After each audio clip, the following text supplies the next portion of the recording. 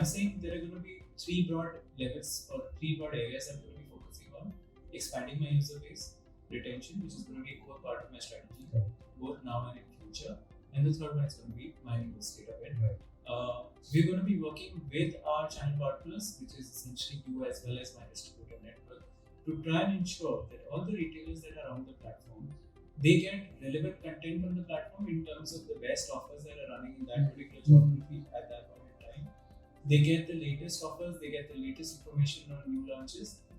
We're also jointly going to be discussing how can we put content on the platform beyond just ordering to anything which is building on emotional connect, retailer engagement, and this could be anything to do with information around how to do or how to improve their business.